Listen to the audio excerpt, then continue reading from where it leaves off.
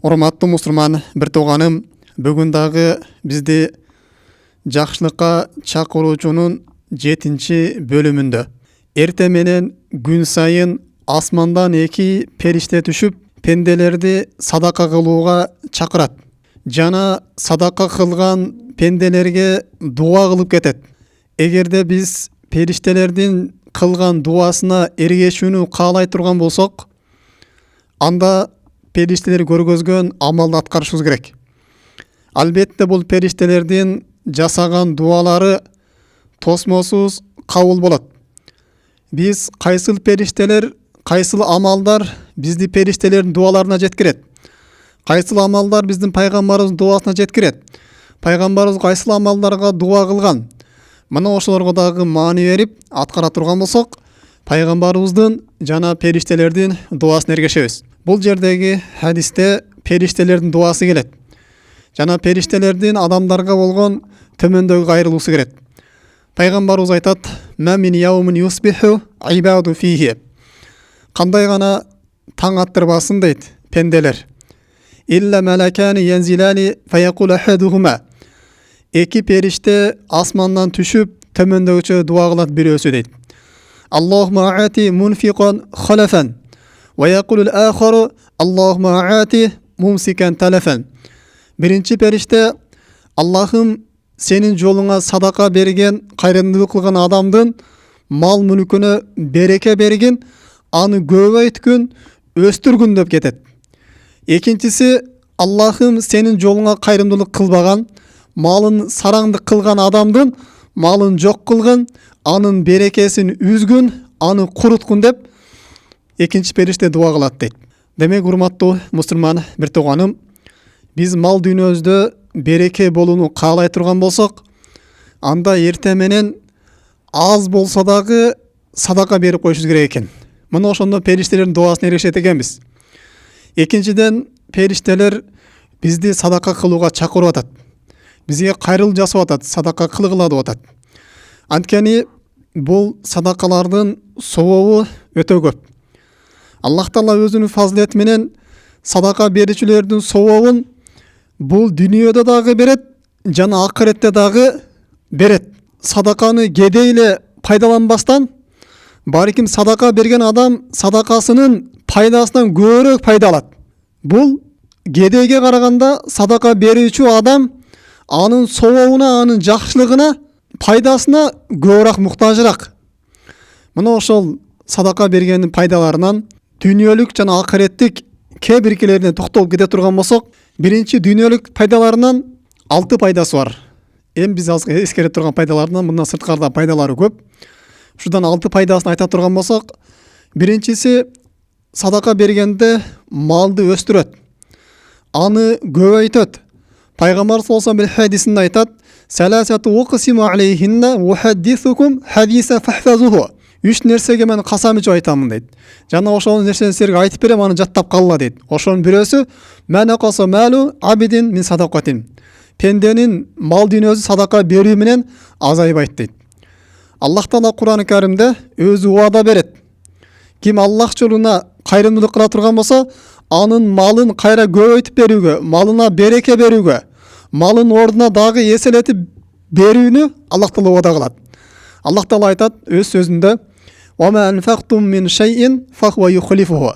Аллах жолуна кандай бир кайрымдуулук кылган болсоңор, Аллах Таала анын ордуна башка дагы мал мүлк берип көбөйтөт.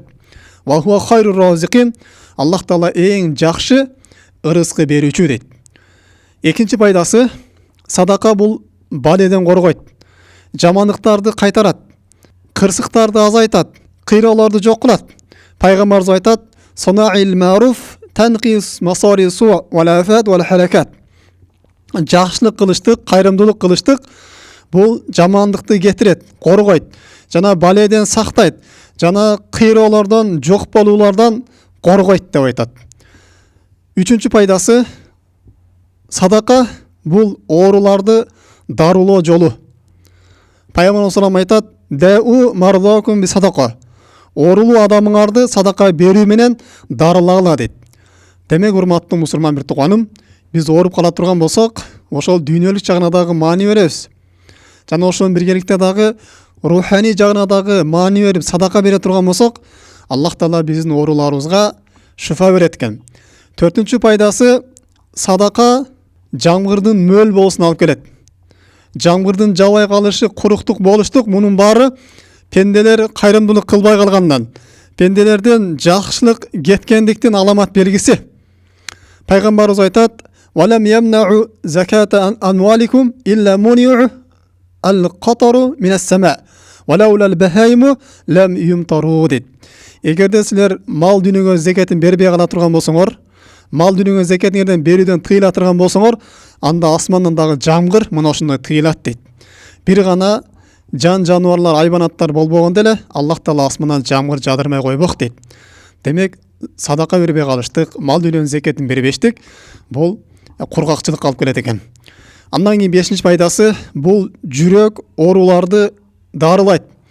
Эгерде пенденин жүрөгү катып, жакшылык иштерди жасай албай аткан болсо, жүрөгү катып, ибадатка келе албай аткан болсо, жүрөгү катып, күнөө иштерден тыйыла албай аткан болсо, аны садака берсин. Анын жүрөгүн жумшартат.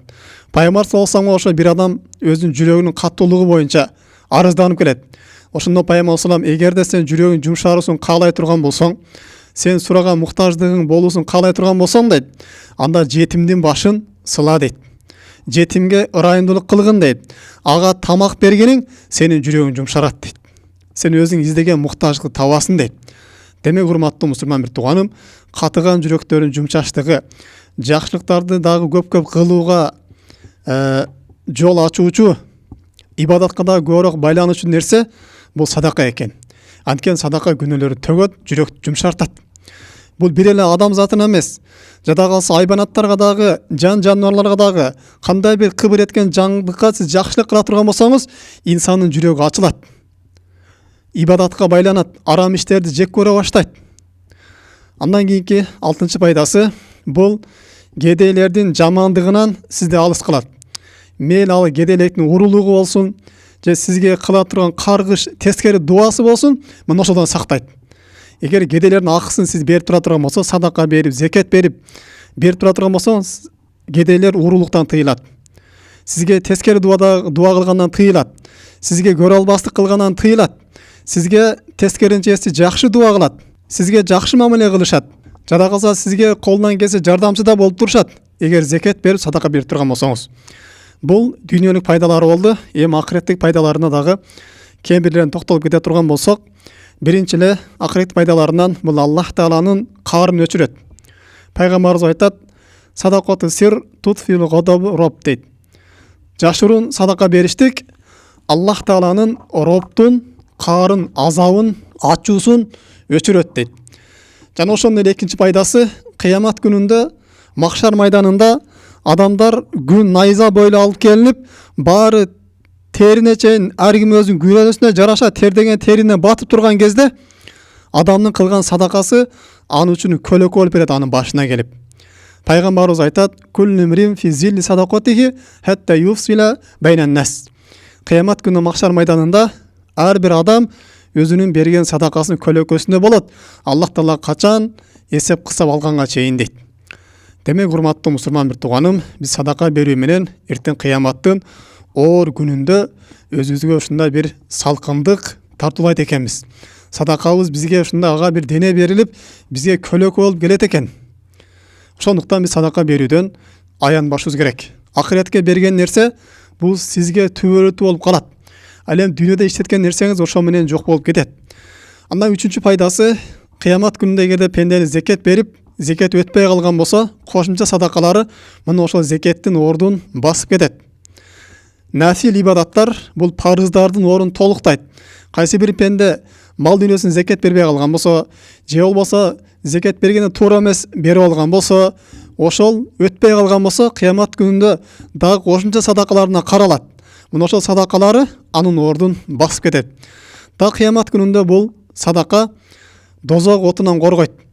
Сирот көпүрөсүнөн андагы азапка душар болбостон, эсен аман чагылгандай тез өтүп алууга себепкер болот. Аллах Таала Кур'ан-ы Каримде айтат: "Васаю жанна бухал атқа, аллади ути малаху ятазакка." Дозоктон сактануучу адам, андан алыста турган адам Бул ким дейт? Өзүнүн малынан зекетин берип, садакаларын чыгарып, кайрымдуулук кылган адам эртең тозоктон өзүнүн напсын сактап калат дейт. Андан кийин бешинчиси бул инсандын жасаган күнөөлөрүн өчүрөт. Тозоктун ысыктыгынан калкан болуп берет. Пайгамбар саллаллаху алейхи ва саллям айтат: "Ас-садака тутфиу хатиата кама ютфиу маун-нар." Садака бул пенденин күнөөлөрүн өчүрөт. Кандай эле суу отту өчүргөн сыяктуу дейт. Демек, садака берип, урматтуу мусулман бир тууганым, биз күнөөлөрдөн тазалансак болот экен.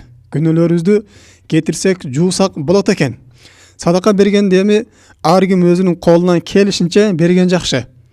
1 сом болобу, 2 сом болобу, садаканын көбү азы жок. Эгер материалдык жактан садака берүү колдон келбей турган болсо, аны адамдарга жакшы сөз сүйлөп коюштук, аларга карап жылмайып коюштук, бул да садака. Тасбих айтып коюштук, бул дагы садака болуп эсептелинет. Андан кийинки 6-чы пайдасы, акыреттик пайдасы, бунун сообу кыямат күнүндө өтө оор болуп беринет. Таразаны толтура турган сооп болот. Аллах Таала Кур'ан-ы Каримде айтат: "Ким Аллах жолунда садака кыла турган болсо, Аллах Таала анын сообун эселеп, көбөйтүп кайтарат" дейт. Пайгамбарыбыз бир хадисинде ким таза садака бере турган болсо, таза адал мээнет менен тапкан акчасын садака чыгара турган болсо, Аллах Таала мына ошо садакасын алып коет да, кыямат күнүнө барганга чейин силердин бирөөңөр колуна бир кулун кармап чоңойтуп баккан сыяктуу, ошо садакасын кыямат күнүнө барганда аны чоңойтуп коет дейт. Аны эселетип көбөйтүп коет дейт. Ошондуктан урматтуу мусулман бир тууганым, биз садакага жеңил карабашыбыз керек. Демек, садака берүү менен биз ушунчалык көп пайдаларга эришет экенбиз. Садака берүүгө биз муктаж экенбиз, кедейлер эмес эле. Ошондуктан кээ бирки бизден мурунку аалымдар, солих кишилер, алардын астына үйүнө бирөө садака сурап келе турган болсо, алар сүйүнөт эле. Кел, менин тозоктон куткаруучу. Келдиңби, менин күнөөлөрүмдү төгүүчү деп, ушинтип садака сурап келген адамдарды алар жакшы көрөт эле. Ушинтип аларга кош келишинде ушинтип жакшы сөздөр менен айтып тосуп алат эле. Алар келген кезде алар жек көрбөстөн. Демек, урматтуу мусулман бир тууганым, биз садакага чоң деңгээлде маани беришибиз керек экен. Дагы садаканын акыреттик маанисинен бул кыямат күнүндө атайын садака бергендер үчүн бейиште бир эшик бар. Ошол эшиктен садака бергендер гана кирет. Зекетин бергендер, кайрымдуулук иштерди кылып тургандар, көп садакаларды кылгандарга атайын бейиштин бир эшиги бар. Пайгамбар саллаллаху алейхи ва саллям айтат: "Мен кана мин ахли садакатин дуия мин баби садака." Ким дүйнөдө садака ээлеринен боло турган болсо, бул дүйнөдө кайрымдуулук кылып садака берип белгилүү болгон болсо, эртең кыямат күндө садаканын эшигинен чакырылат деп Пайгамбар саллаллаху алейхи ва саллям бейишке кирүүсүн бизге убада кылып жатат. Mana şu менен бүгүнкү сабагыбызды жыйынтыктайбыз. Субханака Аллахумма бихамдик, ашхаду ан ла илаха илля анта, астагфирука ва атубу илейк. Ассаламу алейкум ва рахматуллахи ва баракатуху.